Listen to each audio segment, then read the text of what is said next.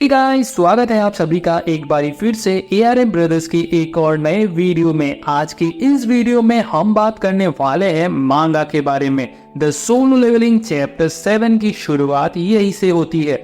लेकिन first of all, अगर आप चैनल पर नए हो तो सब्सक्राइब कर दीजिए और लाइक और शेयर करना तो बिल्कुल भूलिएगा मत। तो बिना किसी देरी किए स्टार्ट करते हैं। सोलो लेवलिंग चैप्टर 7 के स्टार्टिंग में हमें स्टैचू का पाव एक हंटर के ऊपर दिखाया जाता है।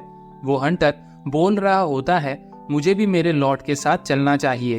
और उसने अपने आंखों को बंद किया होता है और हाथों को जोड़े हुए होता है। वो डरते हुए बोल रहा होता है लॉर्ड के प्यार के साथ। तभी जिन्हों मन में बोलता है वो गलत गॉड की प्रेयर कर रहा है। और इसके बाद वो स्टैचू अपना पाव उस हंटर पर रख देता है और वो वही मर जाता है और उसका ब्लड हर तरफ फैल जाता है। ये देखकर सभी हंटर्स पैनिक हो जाते हैं और चिल्लाने लगते हैं। मिस्टर किन और उसका दोस्त भी ये सब देखकर वहां से भागने लगता है। स्टैचू स्लोली आगे बढ़ रहा होता है और बाकी हंटर उससे डर कर भाग रहे होते हैं।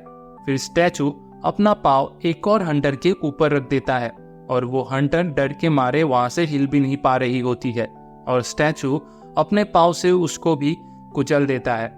ये देखकर जिन्हो, जोई और मिस्टर संग तीनों ही तेजी से भागने लगते हैं। मिस्टर संग जिन्हो को बोलते हैं, अभी के लिए ग्रुप में रहना बहुत डेंजरस है, हम सबको अलग हो जाना चाहिए। जिन्हो उनकी बात मान लेता है। फिर वो पीछे जोई की हालत देखता है जो कि काफी खराब होती है। जिन्होंने जोई का हाथ पकड़ा होता है। वो मन में ही बोलता है जोई को पीछे नहीं छोड़ सकता। इसके साथ हमें मिस्टर किन के दोस्त को दिखाया जाता है।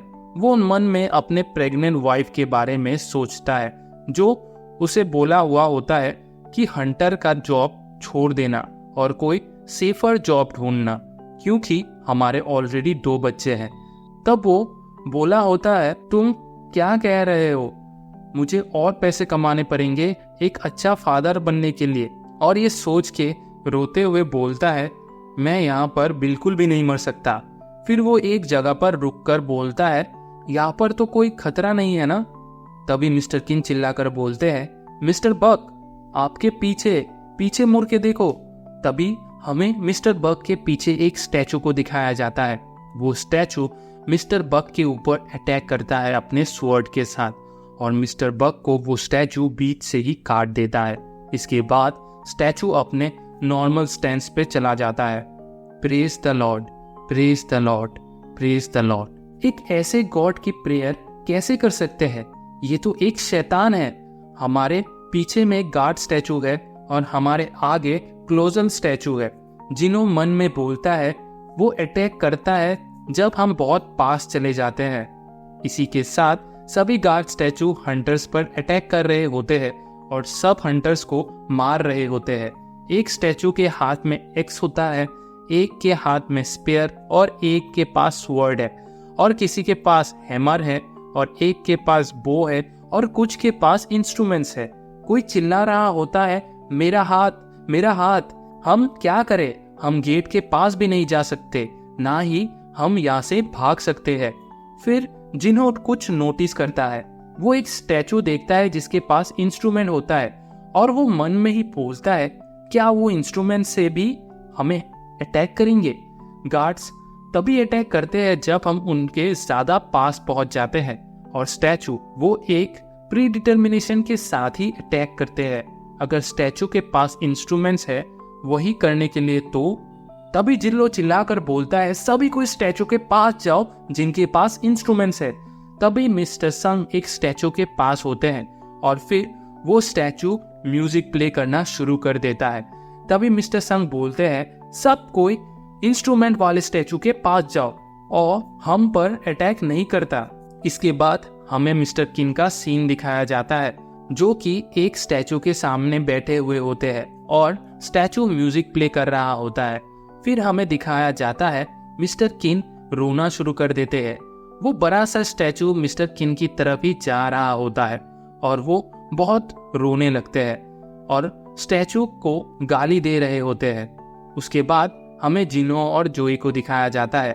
दोनों ही भागकर स्टैचू के पास जाते हैं पर वो स्टैचू इंस्ट्रूमेंट नहीं बजा रहा होता है।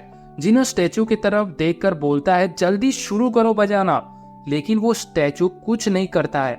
जिनो बोलता है क्यों? तब जोई बोलती है शायद दो जन एक ही स्टैचू के सामने नहीं खड़े हो सकते। फिर वो रोते हुए जिनो का नाम ले रही होती है। तभी जिनो वहां से भागना शुरू कर देता है और बोलता है तुम यहाँ पर ठीक रहोगी, तुम यहाँ से मत हिलना। फिर जिनो भागता गिरता पड़ता दूसरे स्टैचू के पास जा ही रहा होता है और उसको सामने में एक स्टैचू दिखता है इंस्ट्रूमेंट के साथ। वो बोलता है बस थोड़ा दूर और जाना है।